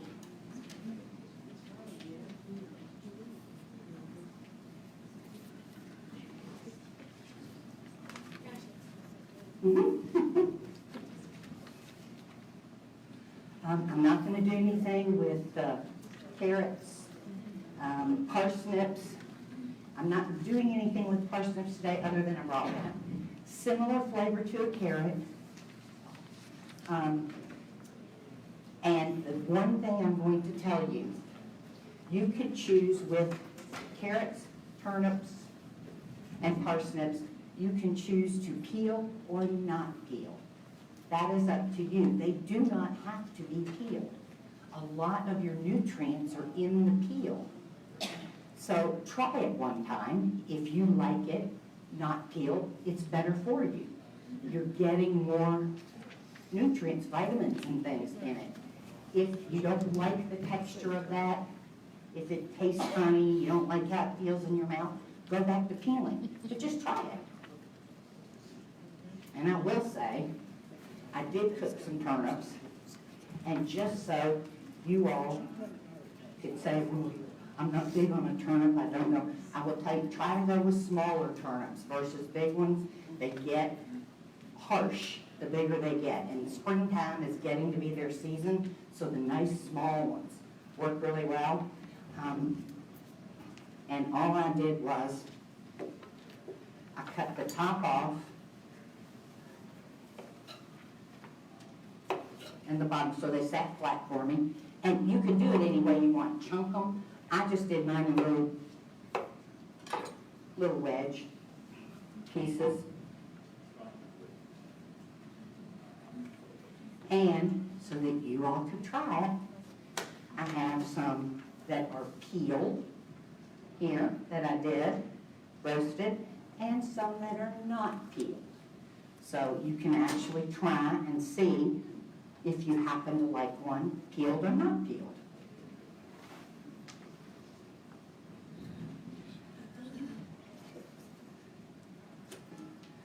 Corn on the cob. I didn't cook it today here, but I am going to show you. You can roast this. Now, this one happens to have a hole in it because I bought it at the store, and they're letting you see what color it is. You want one that doesn't have that, it's all in there. Straight in the oven on the rack, does not have to go on a pan. And if you are doing it that way, simply cut a little bit of that silk off the top, because all that's gonna do is burn when it's exposed to the heat like that. So you can just cut that off, lay this straight on the rack in the oven and cook it. Corn, I think, what is it? I've got it. So you could use convection on the corn. Do what? You could use convection on the corn. Yes, you could, absolutely. And there's actually 3 ways you could do this. If you just do it in the husk, again, I was using 425 degrees, or excuse me, I used 350 degrees in the husk on here, and it takes about 30 minutes to do. It's steaming in there, comes out. If you bump the temperature up 400, 425 degrees, if you take it out of the husk and just lay it straight on the rack without the husk being on it, you can do that too and lay it. Now, in the husk, it's not going to get color because it's in there steaming. If you take it out of the husk and lay it on your rack in the oven, it's going to caramelize. It's going to get some color in there, but it will dry out some. And it gets a little chewy. Instead of being more moist in there, it gets a little chewy, a little drier, but you can do it. And you also can cut it off the cob and cook it straight on a sheet pan in the oven as well, like you would any other vegetable. And you can roast it that way. So. In the husk, Uh-huh. would you peel the husk down, not take it off? Put a little pan on there with some seasoning and put it back in the husk? You could, or you can wait until you take it out and then put your seasoning on. Yeah, wait until you've cleaned it off, taken it out, and then season. Well, I wouldn't buy it to use it that way. You know, if they're trying to show, but I try and get down in the box below where they've got, and get one of the ones that doesn't have, and just kind of look and make sure it's, you know, not eaten by the birds all around, you know. Tracy, how long would the husk on? If the husk is on it, do it for, in the husk it's like 30 minutes, and if you're out of the husk, it's about 20 or 25 minutes. But if you do it in the husk, you don't take the silks off. No, no, because it's steaming in there, and it won't get the color. Time back there. Okay. Fennel. If you're not a person who knows fennel much, it's wonderful, wonderful. It comes with these pieces that come up, and they have all this great little fun out of it. The stuff you buy at Kroger or at Whole Foods or anywhere else in town is expensive, and they're these little ones. Buy it at Trader Joe's. You get 2 of these big suckers in here, in these packages, for like $3.29, and the same price you get one little nothing at Kroger. So I buy my, that is one item I buy for sure at Trader Joe's. And it is real easy. You simply trim a little off the bottom, so you get whatever was the brown part at the bottom, and then I trim the top, so I end up with this. And then all I do is slice it, and I literally just take my knife. Fancy food, isn't it? What is it? Fennel, well, it has an anise flavor to it. It's its own vegetable, but it has an anise licorice flavor when you eat it raw, and it's real good with raw in a salad, with avocado, with grapefruit. It's a great salad ingredient. But if you'll roast it and cook it, that way it brings out a real sweetness. And I'm not a licorice fan. I do not eat black licorice. I don't touch any of that kind of stuff. And I love fennel. It is so good all by itself. And oh, you never had it? Well, I can promise you, I have fennel here that was cooked on foil for you guys to do. And I also have some fennel that I did on, again, naked pan. So it got more color on the naked pan, but I don't think that it tastes any different. It just got more color. So I have some of both, and I have to kind of chop that one up a little bit so that it can go around more. Tracy, what can you do with those fennel tops? Well, the actual top up here, you could probably stick it in, again, in a pot with those asparagus bottoms and all that, and make a vegetable stuff out of it, but it is an anisey flavor, so you have to be careful. I know some people will use the fronds that come off of it and chop them up and use it to garnish a plate with, but remember, it's not dill. And it looks like dill, and that can surprise somebody. Because that was what they were expecting. That can really surprise somebody. Any other fennel questions? Yes. I have a question. Okay. You talked about other places to buy vegetables, but do you go to Paul's at all? I do, and I like Paul's, don't get me wrong. I'm cheap. And Paul's is expensive. And if you're at all, and particularly when you're on this program, and I mean, if you have an unlimited fund to support your food habit, then Paul's is great. But at Paul's, you're not going to get fennel that's any nicer than at Trader Joe's. And sometimes the items that they give you at Paul's will be a smaller amount for the same amount of money that you might pay at, I'm a firm believer, a lemon's a lemon. I don't have to buy a lemon, now I might buy a Meyer lemon or a key lime or something, but, you know, lemon's lemon. That's my, you know, iceberg lettuce is iceberg lettuce, romaine lettuce is romaine lettuce. When you were doing the Brussels sprouts, Yes. the advantage of Paul's, Individually, yes. And the same thing oftentimes with mushrooms, the creminis. You can buy them so that they're all the same size, but you do pay for that at the price per pound. So, but again, I tend to be cheap.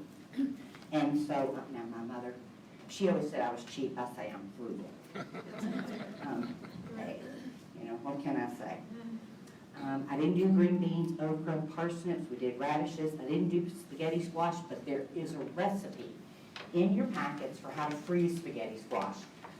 When you cook it and scrape it out, you get out of 1 pound spaghetti squash roughly about 1.25 cups, just to give you a number out of that. So just as an idea, typically, if you will take that spaghetti squash that you scraped out, if you're trying to use it to freeze, put it in a colander in the refrigerator with a bowl under it and let it sit overnight so that some more of the juice will come out of it.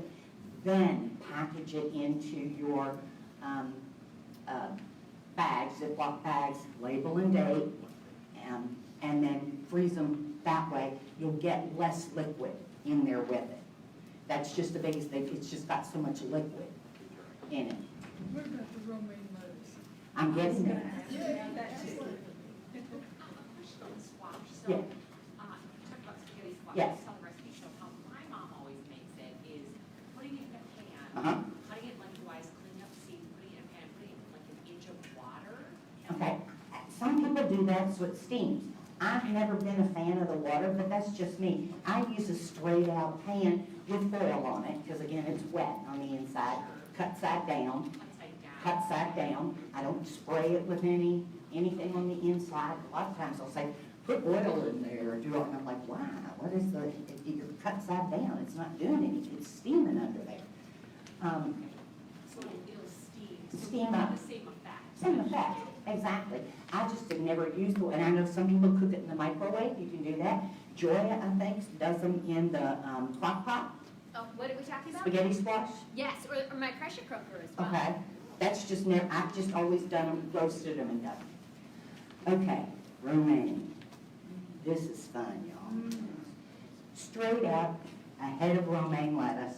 I took any of the bad leaves off on the outside and literally cut it in half. That's all I did. Cut it in half. Sheet pan, cut side up on it. 10 minutes, 425 degrees, and it was done. It gets a great color on it. Now, of course, I just did this yesterday, so we can cut some of these so y'all can try it. But the inside of it was still nice and crunchy, and the outside of it had a nice little roast going on with it. At that point, it can be a side dish, or you can use it as a salad. And I know people grill it and the like, but this was just romaine. To do, and I Cut side down. cut side up. Cut side up. 10 minutes. 10 minutes. Ready to go. And fact is, this is one of those that I wanted to, so that people could try it. Still hear the crunch.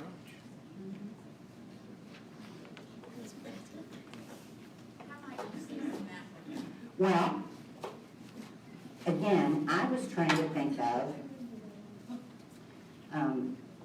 what I would want to go in there. If I was going to use it as a salad, I might not season it at all because I might have a dressing going over it. But I thought, personally, I thought that the sumac might be kind of good on it because that's lemony, has a lemony flavor to it. The 21 saute seasoning blend, I thought would be good with it. Maybe a little smoked paprika would be good with it and give it an interesting smoky flavor. Some smoked paprika, I thought might give it it would give it a great little additional color there and give it a great smoky flavor to the romaine.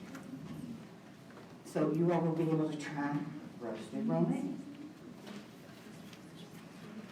What have I got left? Okay. A couple of quick things. I did some baby bok choy here, and again, by accident, I went ahead and cooked it all, and didn't have didn't leave one to show, and all of a sudden I realized I cut it all.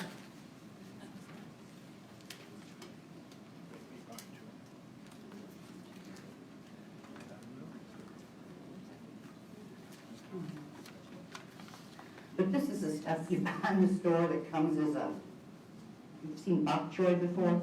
The little baby bok choys? Yeah, I'm trying to hold it together as if that was one. And I literally, again, just cut them in half.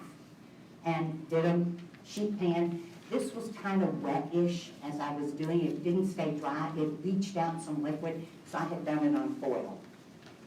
And again, I didn't do anything to these. You could, again, if you wanted to stay fairly neutral, maybe a little garlic powder, some onion powder, salt or pepper.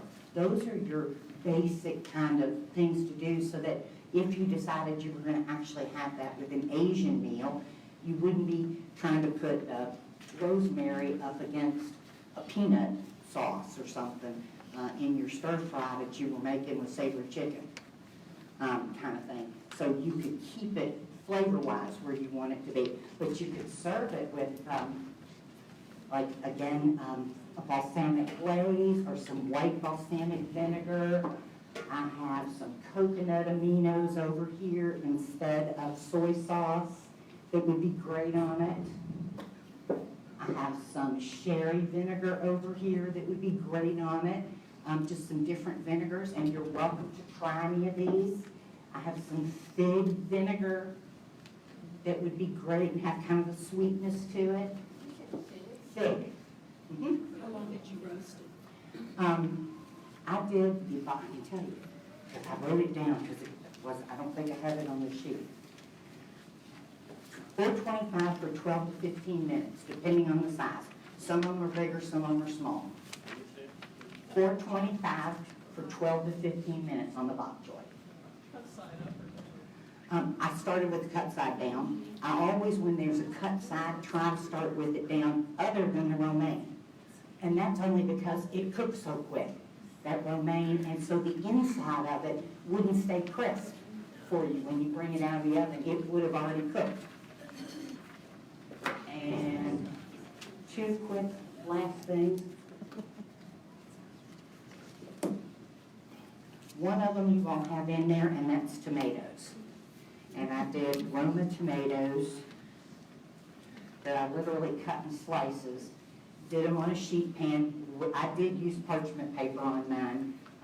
You would need foil or something down, and you would need spray when you do these, because even though they're a wet vegetable, you dry them out so much when they're little like this and thin that they want to stick. But, I mean, these are fun, they're great, and they work great, again, on a salad, something to just make your salad more interesting. So I have some roasted Roma tomatoes. Do you use spray on the parchment paper? Not on the parchment I did, but on foil, yes. And I did one set of them that were plain, didn't have anything, and then I did one set that I put a little thyme on, and just had, as I say, a little thyme and a little salt and pepper. But the plain one really is plain. There's nothing on it. And Was it 425 and how long? no, it's like 300 degrees. Those tomatoes, it's listed on your sheet here. It's low and slow. Those tomatoes run 300 degrees for like 90 minutes. It's under the wet vegetables. That's one of the ones that's done a little different. Where do you buy tomatoes? Where do I buy? Those were just Roma tomatoes from Kroger. At this time of the year, that's the only ones that, between that or a cherry tomato or a grape tomato that has any flavor with it. So,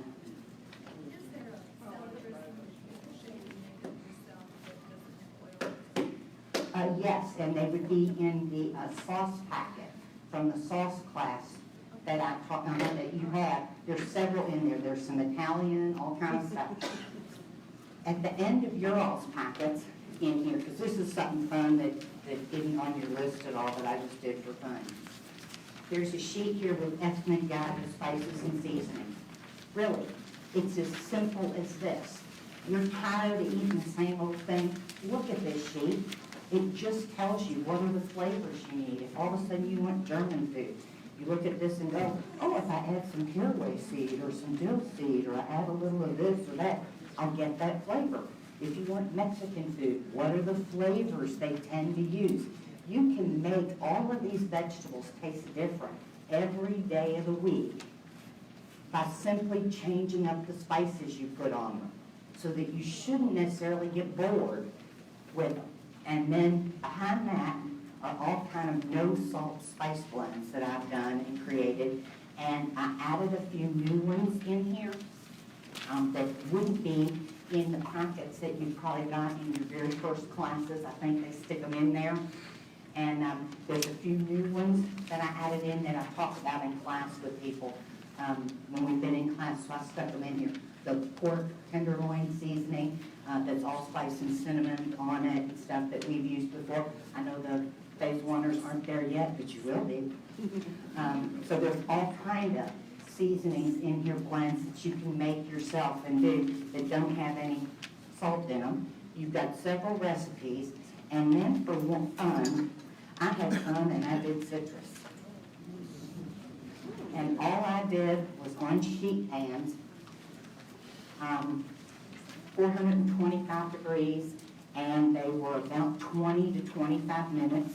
I have lemons that I cut thin and did. I have grapefruit, ruby red grapefruits that I did. I have blood oranges that I did. And I had some tangelos that I did and roasted. And again, those are great if you think about it. They could go phase tours around your chicken, fish, any of those things that you're looking at, just to give you a little extra zing or flavor. You guys, they could add some zing or flavor, adding some lemon or grapefruit on top of your broccoli, again, on top of your asparagus, on top of your bok choy, so that you're eating it there and you just get a little different flavor. So I had roasted some fruit so you could see how different and easy it is. So you could do pineapple as well? Pineapple is a little tougher to roast with. It's a great grilling item though. Okay. But you can roast peaches, pears, apples, any of those. And you can roast them whole. Or halves, cut side down, flip them back. But these were just thin, little, and they change the flavor, and you don't have to peel them. I mean, straight through, no peeling. The skin and the pith and everything does not stay bitter. It caramelizes and gets, yeah, so you can have some fun. You eat the peel? Yes, absolutely, you eat the whole thing. I just put time. Oh, I'm done. Okay, good. I'm done.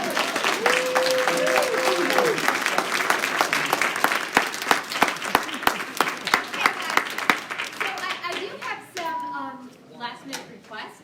There is a meeting coming in after us on this side of the room. So if you're on that side of the room, if you could move to this side here in just a few minutes so we can start getting ready for that meeting. All of Traci's samples are over here.